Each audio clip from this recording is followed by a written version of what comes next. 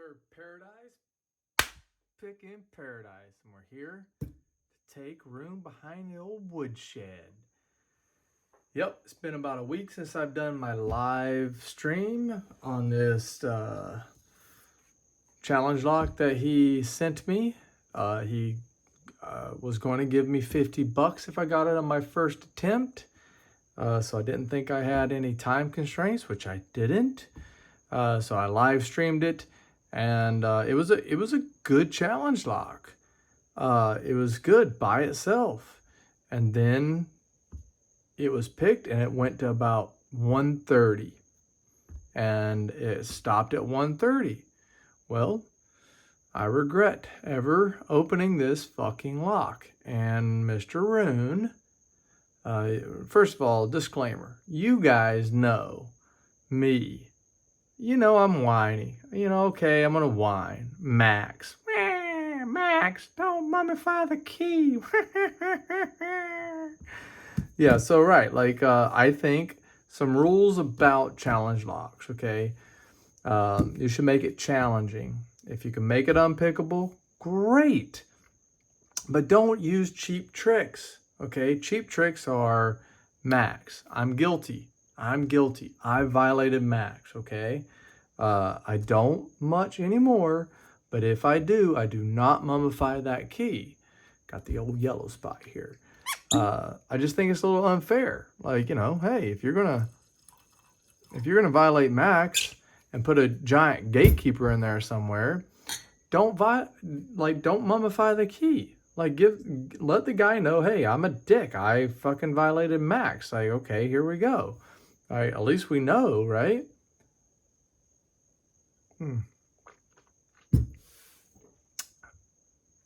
But whoever made this piece of shit lock has done something nastier.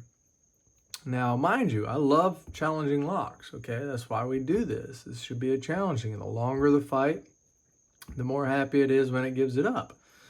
But if you are going to put traps in a lock that you cannot recover from via picking them, and you've got to reset, or you can't even reset. If this thing didn't have grub screws, it would have been fucking bricked. It would have been bricked. So, okay, what's the point? Some cheap trick, you pick the lock open, and then boom, you fall into a trap, and then it seizes the lock, and you can't do anything until you gut it. So we're going to discuss that, okay? We're going to discuss what I think is probably acceptable and what I encounter now and why it makes me so angry. Now, mind you, we'll go ahead and give you the evidence here of what I suffered through. Okay, I'm whiny. I know it. Give me some shit about it. I like it. That's fine. But I mean, these aren't the only picks that I destroyed while picking at the trap for 3 hours. 3 hours. 3 hours I just picked away at this trap thinking, hey, I'm going to be able to get out of this. It's just a hard challenge. I can't find it. It's like a Medico X4 or a Keymark X4 or whatever. You got to find the little trap, and you got to set that, and then you'll get out. Nope. And Roon did not chime in. He was there. He didn't chime in and say, hey, man, the lock is bricked. You got to gut it. And then finally, he was like, oh, yeah, bang it. Just bang it. Just bang it on whatever. Hey, hold on. You see right here? I don't know if you guys can see. I banged the shit out of my desk. Okay? And, yeah, it still didn't reset. And I had to gut it to find out what's going on. So we're going to discuss what's going on. Sorry, I'm dragging on. Emotions are getting in the way. Give Roon a good old whooping behind the old woodshed. I mean, this is classic, right? The old woodshed. Okay, so anyway, I've gutted this thing. Let's see if we can see what we're encountered and why this is a trap that you can't recover from.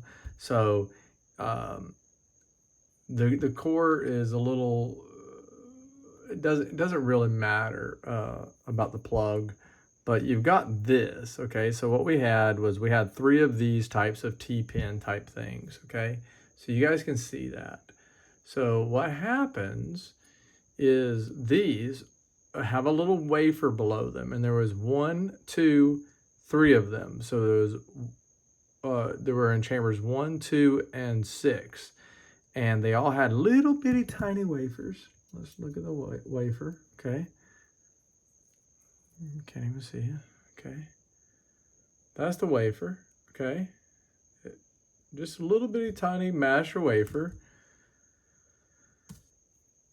that's sitting underneath here. So if you lift 1, 2, and 6 high enough to get the master wafer set, then when you rotate here, it won't fall into that trap. And that's exactly what's going on. Maybe is 1, 5, and 6.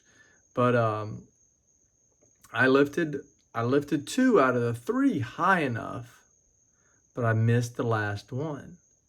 But there's no way of me knowing that. I could not look at the key, it was mummified. And that little bit of difference you're never going to know anyway via the height lifting it. So I had 2 of the 3 set, and then this one, the back one, is the one that got me. It came up, and when I rotated over, clip, it fell in here, and it's unrecoverable. You cannot access that from the inside. I'm fine by doing this, but make it accessible from the inside. I don't care. Drill all the way through. Will I ever be able to get a pickup in there? Probably not. But like, come on. Like, that's just cheap. Now, it's bricked. I think we all understand. So, don't put cheap tricks in challenge locks. And don't violate max. Or violate them. Just don't mummify the key. And really, it's all in good fun. Roon's a good friend. So there's a little bit of banter back and forth. But you know what? Fuck that. And fuck you, Roon, for sending me a stupid-ass lock. I regret opening it. I regret ever trying it. And I got a little special fucking send-off for that thing. I will not be going to anyone else. And you know what? Whoever made the lock, chime on in. Chime in. Let's get it going, man. Let's figure out why you did this thing. So that is that. Don't know what else to say other than, oh, okay. Yeah, let's go ahead and continue. So we got the old speed locks today. I think I got a decent time on it, but I got my speed lock today.